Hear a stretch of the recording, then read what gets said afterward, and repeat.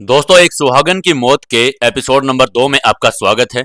अगर आप पहली बार आए हैं तो चैनल को सब्सक्राइब कर लें। आपको कहानी अच्छी लग रही है तो वीडियो को लाइक करें और कमेंट करके जरूर बताएं। चलिए शुरू करते हैं कहानी। यह घटना 20 और 21 तारीख की रात की है, बल्कि अगर सही रूप से कहा जाए तो 21 के तड़के ही, क्योंकि उस वक्त सुबह के 5 बज रहे थे। गजराज और सीमा दिल्ली के निवासी थे और इन दिनों दिल्ली में ही रहा करते थे। उनका जीवन भी दिल्ली में बड़े सुकून से चल रहा था। बहुत दिनों से वो लोग कहीं पर बाहर नहीं गए हुए थे, तो उन्होंने सोचा कि कहीं घूम कर आया जाए। उन दिनों वो कश्मीर के लिए निकल गए थे, क्योंकि वो चाहते थे कि शादी की पहली सालगिरह कहीं बाहर जाकर ही मनाए। इसलिए वो कश्मीर घूमने के लिए आ गए थे। उन दिनों गजराज का एक एमएलए दोस्त था। उस दोस्त की सिफारिश की वजह से इन दोनों को वहां रहने के लिए एक सरकारी बंगला भी मिल गया था। यह डाक बंगला बिल्कुल एकांत में स्थित था और यहाँ पर हमेशा शांति रहती थी। पहलगाम में सिर्फ एक ही बाजार था, यानी माल रोड से करीब 25 किलोमीटर दूर लिद्दर नदी के साथ साथ पहाड़ों पर चढ़ती हुई एक सड़क पहलगाम के एक डाक बंगले तक आती थी।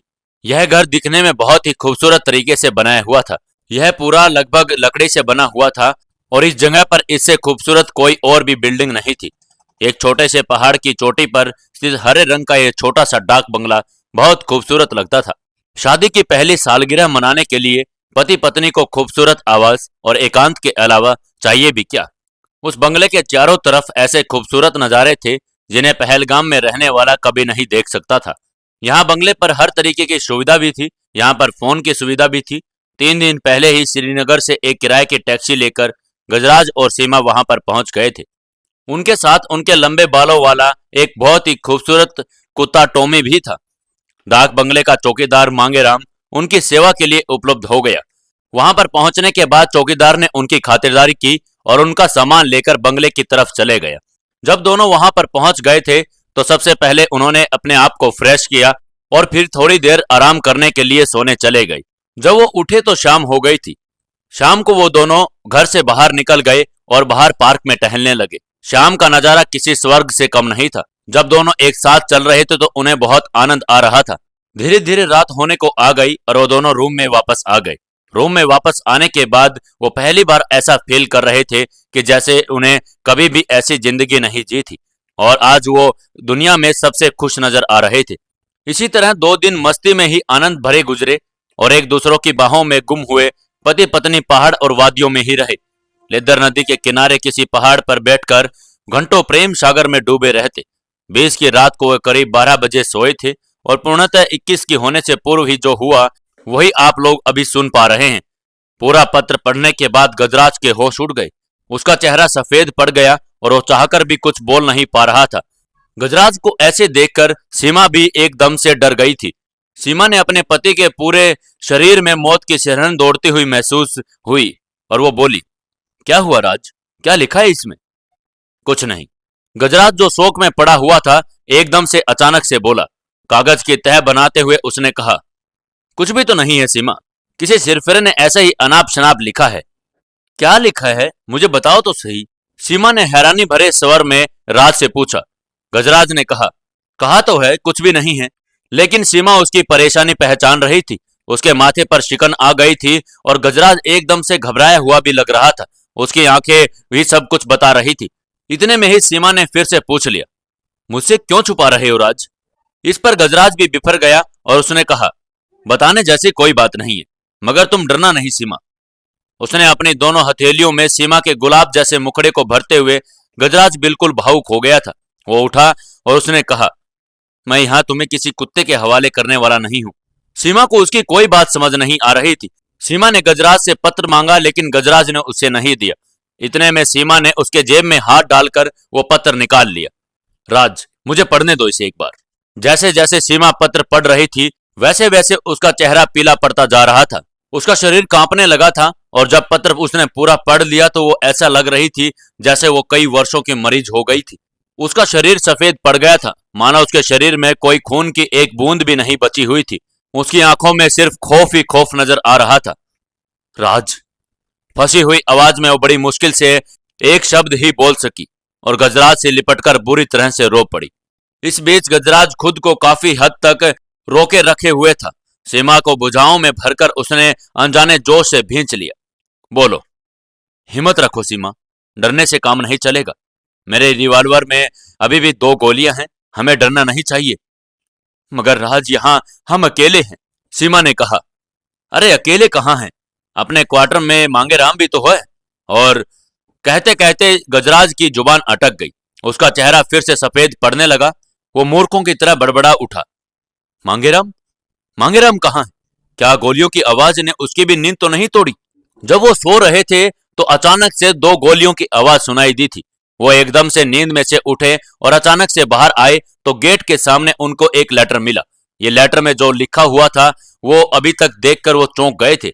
वो दोनों हक्के बक्के रह गए थे कि इस वक्त वहां पर हुआ क्या था। एकदम से सीमा बोली, और राज, टॉमी टॉमी के भौंकने की भी आवाज एक बार नहीं आई है। गजराज का दिल फिर से एक बार धक धक करने लगा था। गजराज को समझ नहीं आ रहा था कि अभी रात को वहां पर हो क्या गया था। सीमा को अपने से अलग करके वो लगभग भागता हुआ उस मेज के करीब पहुंचा जिस पर फोन रखा हुआ था। बड़ी फुर्ती से उसने डायरेक्टरी से पहलगाम पुलिस स्टेशन का फोन नंबर निकाल लिया और रिसीवर उठाकर नंबर डायल किया। फोन में करंट था। जब वो फोन मिला रहा था तो सीमा भी उसके पास आ गई। सीमा ने देखने की कोशिश की कि वो किसको फोन कर रहा है। जब उसे कुछ नहीं दिखा तो उसने पूछ लिया, किसको फोन कर रहे हो राज? पुलिस को, गजराज ने कहने के बाद रिसीवर कान से लगा लिया और वो दूसरी तरफ बजने वाली बेल को सुनता रहा। जब दूसरी तरफ से फोन उठा लिया गया तो गजराज ने एकदम से उत्सुकता से पूछा, हेलो, क्या ये 2200 है? जी हाँ, पहलगाम पुलिस स्टेशन से मैं इंस्पेक्टर निकलसन बात कर रहा हूं। निकलसन? निकलसन का नाम सुनते ही जैसे उसके प्राण छूट गए। उसके मुंह से चीख निकल गई। वो एकदम ऐसा महसूस कर रहा था जैसे उसके छाती पर किसी ने जोर से लात मारी हो। उसकी आंखें खुली की खुली रह गई और मुंह से एक शब्द भी नहीं निकला। दूसरी तरफ से फिर पूछा गया, कहिए, आप कौन हैं और हम आपकी क्या सेवा कर सकते हैं? देखिए, मैं सरकारी डाक बंगले से बोल रहा हूं। यहाँ कुछ गुंडों ने मुझे और मेरी पत्नी को घेर लिया है। प्लीज हमारी मदद कीजिए। जितनी जल्दी हो सके यहाँ आ जाइए। हमें बहुत डर लग रहा है। जैसे ही गजराज ने अपनी बात खत्म की, सामने से किसी की हंसने की आवाज आई और उसने बोलते हुए कहा, ज्यादा होशियार बनने की कोशिश मत करो मिस्टर गजराज। एकदम से गजराज चौकन्ना हो गया। उसको नहीं पता कि ये उसका नाम भी कैसे जानता है। उसने कहा, क्या मतलब? ये सुनते ही सामने से एक तीखी आवाज आई और उस पर प्रहार करने लगी। क्या तुमने मेरा नाम ध्यान से नहीं सुना है? गजराज की हिम्मत नहीं हो रही थी कि ये उससे क्या कहे, लेकिन फिर भी उसने थोड़ी सी हिम्मत करके पूछा, क्या क्या तुम? हाँ, मैं ही हूं। इस केस की बचकानी हरकतों से कोई लाभ नहीं होने वाला है मिस्टर गजराज। पहलगाम के चारों तरफ सिर्फ और सिर्फ निकलसन की हुकूमत चलती है। वही होता है जो निकलसन चाहता है और यहाँ पर बिना निकलसन की इजाजत के एक पत्ता भी नहीं हिल सकता है। गजराज ने घबराते हुए पूछा, क्या क्या तुम पुलिस इंस्पेक्टर हो? गजराज ने फिर से बिफरते हुए कहा, वक्त वक्त की बात है बेटे। जरूरत समझे तो निकलसन खुद को प्रधानमंत्री भी कह देता है। निकलसन को जानने समझने की कोशिश मत करो, वरना अंजाम वही होगा जो अपने पत्र में लिख चुका हूं। इस पर गजराज एकदम से हक्का बक्का रह गया और उसने घबराते हुए पूछा, आप कौन हैं और हमसे आप क्या चाहते हैं? निकलसन ने कहा, वक्त आने पर बता दिया जाएगा मिस्टर गजराज। फिलहाल तुम आराम से रहो। कल रात तुमने अपनी पत्नी के साथ एक प्रोग्राम बनाया था। उस प्रोग्राम के अनुसार आज दिन में डाक बंगले से 5 किलोमीटर ऊपर कैमेल फॉल देखने जाने वाले थे ना, है ना? गजराज ने कहा, जी हाँ। निकलसन बोला, ठीक है, अगर तुमने डिसाइड कर लिया है तो तुम वहां जाओगे, घूमोगे फिरोगे, एंजॉय कर लोगे और किसी भी प्रोग्राम में कोई भी बाधा नहीं आएगी। कोई तुम्हें वहां पर परेशान नहीं करेगा। अगर कोई परेशान करे तो तुम मुझे बताना। गजराज ने फिर से कंफ्यूजन में पूछा, मगर वो कुछ बोलना चाहता था, उससे पहले निकलसन फिर बोल पड़ा, गड़बड़ तब होगी जब तुम्हारा कोई कदम मेरी इच्छा के अनुसार नहीं होगा। अगर तुम मेरी इच्छा के खिलाफ कोई भी कदम उठाने की कोशिश करोगे तो गड़बड़ हो जाएगी। इस समय गजराज के दिमाग में एक सवाल बार बार घूमे जा रहा था। वो सोच रहा था कि वो उससे पूछे या ना पूछे, लेकिन फिर भी उसने थोड़ी सी हिम्मत करके पूछ ही लिया, लेकिन मैंने तो ये फोन पुलिस स्टेशन के लिए किया था। क्या गजराज निकलसन की असलियत के बारे में पता लगा पाएगा? या उसे पता चल जाएगा कि फोन निकलसन ने कैसे उठा लिया और वो है कौन? जानने के लिए जुड़े रहिए हमारी इस कहानी के साथ। दोस्तों, अगर आपको कहानी अच्छी लग रही है तो वीडियो को लाइक करें, चैनल को सब्सक्राइब कर लें और कमेंट करके जरूर बताएं और इस कहानी को अपने दोस्तों तक शेयर जरूर कीजिएगा। दोस्तों, एक सुहागिन की मौत के तीसरे एपिसोड में आपका स्वागत है। दोस्तों, अगर आपको कहानी अच्छी लग रही है तो वीडियो को ज्यादा से ज्यादा शेयर करें, कहानी को लाइक करें और कमेंट करके जरूर बताएं। चलिए शुरू करते हैं कहानी। जब गजराज ने उससे पूछा कि ये फोन तो मैंने पुलिस स्टेशन पर मिलाया था, तो उसे कैसे लग गया था, तो सामने से निकलसन जोर जोर से हंसने लगा जैसे उसकी खिल्ली उड़ा रहा हो, और वह एकदम से बोला, तुम चाहे दुनिया का कोई भी नंबर डायल कर लो, मगर सामने से फोन मैं ही उठाऊंगा। यकीन नहीं तो एक बार फिर से नंबर डायल करके देख लो। इसके साथ ही उसने एकदम से फोन कट कर दिया। गजराज बिल्कुल ठगा हुआ सा महसूस कर रहा था। उसे नहीं समझ में आ रहा था कि उसने पुलिस स्टेशन पर कॉल किया था, लेकिन ये निकलसन वाले आदमी के पास कैसे लग गया था। उसने जब सीमा की तरफ देखा तो उसकी आंखों में भी साफ खौफ नजर आ रहा था। वो उसे समझाने की कोशिश करता, उससे ही पहले उसने दोबारा से हिम्मत करके वो डायरेक्टरी उठा ली। वो उसमें लगातार नंबर खोजे जा रहा था। सामने से एक दृष्टि नाम के होटल का नंबर आया और उसका दिल जोरों से धड़कने लगा। उसने एकदम से फोन उठाया और जैसे ही वो नंबर मिलाने वाला था, इतने में ही पीछे से एक कांपती हुई आवाज आई। यह आवाज किसी और की नहीं, सीमा की ही थी। सीमा ने एकदम से बोला, अब किसको कॉल कर रहे हो राज? दृष्टि होटल। गजराज बहुत मुश्किल से ये कह पाया था। सीमा को नहीं पता था कि ये कहाँ का नंबर है और वो किसको कॉल करने जा रहा है। उसने एक बार क्यूरियोसिटी से फिर से पूछ लिया, क्यों, वहां पर हमारा कौन है? गजराज ने कहा, क्यों नहीं, मैं सिर्फ ये देखना चाहता हूं कि क्या इस नंबर पर भी दूसरी तरफ से निकलसन ही उठाता है। अब उसे निकलसन की कही वो बात याद आ गई कि तुम कहीं भी कॉल करोगे तो सिर्फ निकलसन ही उठाएगा। तो वो ट्राई करके देखना चाहता था, इसलिए उसने डायरेक्टरी उठा ली थी और दृष्टि होटल में फोन करने के लिए आगे आ गया था। वो देखना चाहता था कि कहीं ये आदमी उन्हें डराने की कोशिश तो नहीं कर रहा था या फिर वो सच बोल रहा था। जवाब में सीमा ने भी कुछ कहने की कोशिश की, लेकिन उसका गला सूख गया था और उसकी गले से कोई आवाज नहीं निकल पाई। धड़कते दिल और कांपती उंगलियों से गजराज ने नंबर डायल किया।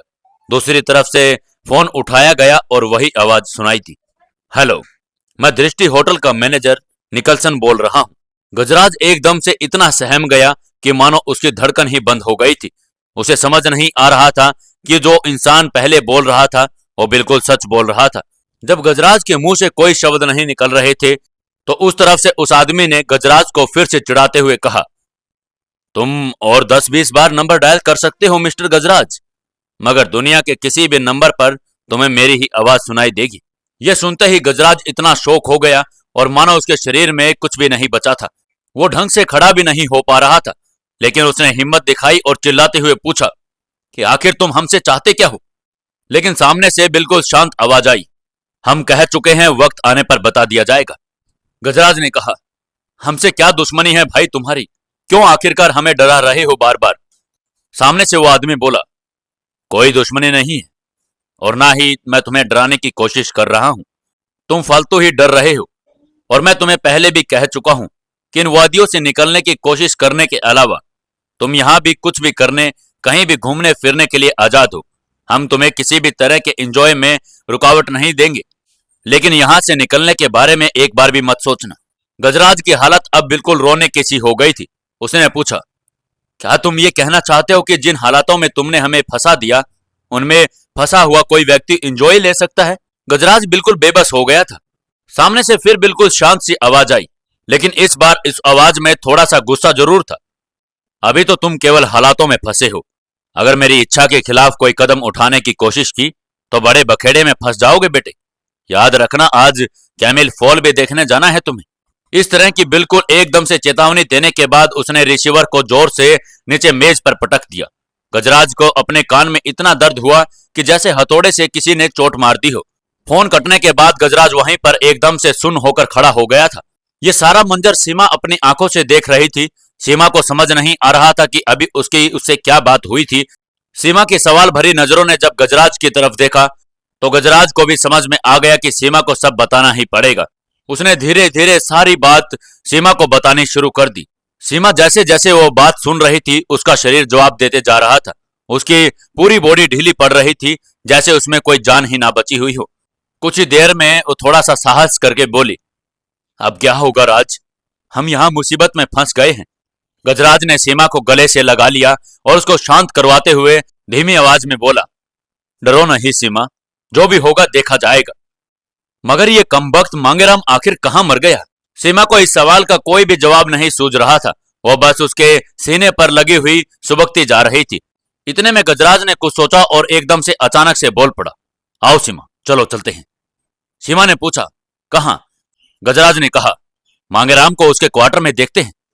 कहने के बाद वो सीमा का हाथ पकड़कर उस दरवाजे की तरफ बढ़ गया। सीमा भी उसके साथ घसीटती हुई जा रही थी। दरवाजा खोलकर वो बाहर निकले और लकड़ी की बनी गैलरी के पास डाक बंगले के लॉन में आ गए। वहां पर लॉन में बिल्कुल सुनसान था। वहां लॉन में और दूर दूर तक उन्हें कोई भी नजर नहीं आ रहा था। इतनी सुनसान जगह में रात को सिर्फ हवा चलने का शोर सुनाई दे रहा था। जब उसने आसमान की तरफ देखा तो वहां पर एक तारा टिमटिमाता हुआ नजर आया, किंतु वातावरण में हल्की से सफेदी बिखर चुकी थी और लंबे चौड़े लॉन में दूर वाले छोर पर बना लकड़ी का सर्वेंट क्वार्टर उन्हें स्पष्ट नजर आ रहा था। गजराज सीमा के साथ उसी तरफ बढ़ता हुआ चला जा रहा था। सीमा खुद को उससे लिपटाए हुए ले जा रही थी, लेकिन उन दोनों को वहां पर चलने में थोड़ा सा अजीब भी महसूस हो रहा था। क्या पता वो मांगेराम क्या समझ ले। लेकिन धड़कते दिल से क्वार्टर के पास वो दरवाजे पर पहुंच गए और ठिठक गए। गजराज ने गेट को नॉक किया। अंदर से कोई भी आवाज नहीं आई, लेकिन इतने में ही थोड़े से फोर्स के साथ वो दरवाजा भी खुल गया। इसका मतलब साफ था कि वहां पर दरवाजा अंदर से बंद नहीं था और किसी ने दरवाजा अंदर से पहले ही खोल कर रखा था। एकमात्र उनके दिमाग में सिर्फ यही विचार आया और उनके दिमाग में हजारों शंकाएं जन्म ले चुकी थी। वो एकदम से बिल्कुल डूब चुके थे कि वहां पर हुआ क्या था और वो बिल्कुल डरे हुए थे। दिल उछल उछल कर उनकी पसलियों की चोट खा रहा था। कोई अनजानी भयानक आशंका उनके रहे सहे हौसले भी बिल्कुल खत्म किए जा रही थी। उनके चेहरे बिल्कुल जर्द पीले पड़ गए थे और वहां केवल उन दोनों के धड़कते दिलों की ही आवाज गूंज रही थी।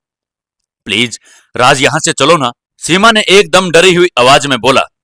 गजराज ने कहा, नहीं, और धीरे से सीमा का हाथ जरूर दबा दिया।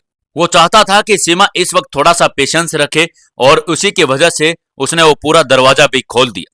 रोशनी इतनी नहीं थी कि अंदर बिल्कुल साफ साफ दिखाई दे सके। सीमा इस वक्त बिल्कुल डर से कांप रही थी और गजराज ने अपना एक हाथ उसकी कमर में डाला और कमरे के अंदर कदम रख दिया।